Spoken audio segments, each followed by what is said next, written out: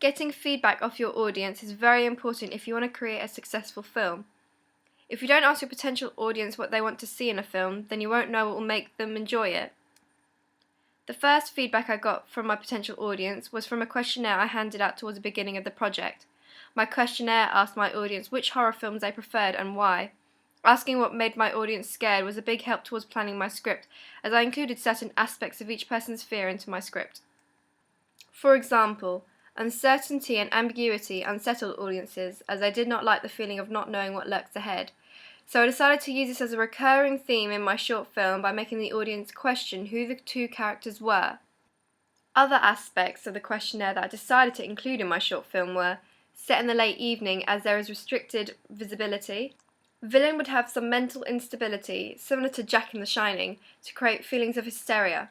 Villain would remain respectively unknown until the end, and the victim would be female to create an appearance of vulnerability. Audiences also informed me that shadows, the unknown, and feeling isolated scare them as well. Taking all these things into consideration, I shaped my plotline around my initial questionnaire to cater for my audience's wants from a horror film. The second group of audience feedback I received was on my rough poster plans.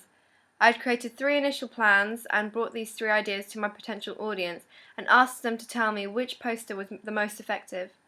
The poster design that the audience picked as being most effective featured the protagonist staring out of the train window and seeing her sinister reflection in the window.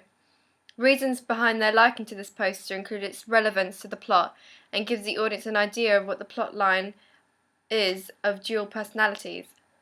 Once they had told me which poster plan they preferred, I then asked if there were any additional features that I should add to the poster.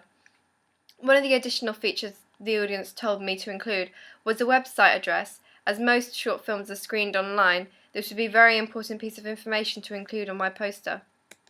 Lastly, throughout the entire construction period, I persistently asked my fellow peers to give me feedback on the work I had just created.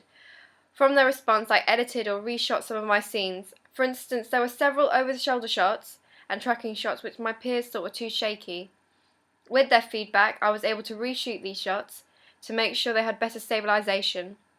In a classroom discussion about our media product drafts, I also found that my plotline was overly confusing and that I needed to add shots towards the end of the film to create a more concluding ending, one in which the audience would be able to follow with greater ease.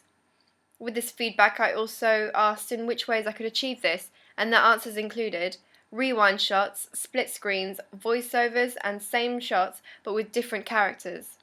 I decided to use most of these ideas given to me by my peers, but I decided that the split screen effect did not conform to the codes and conventions of the horror genre. Without asking my audience for feedback, I doubt I would have noticed certain problems with my shots. For example, my shadow in one of the shots, and would not have been able to reshoot these bad shots.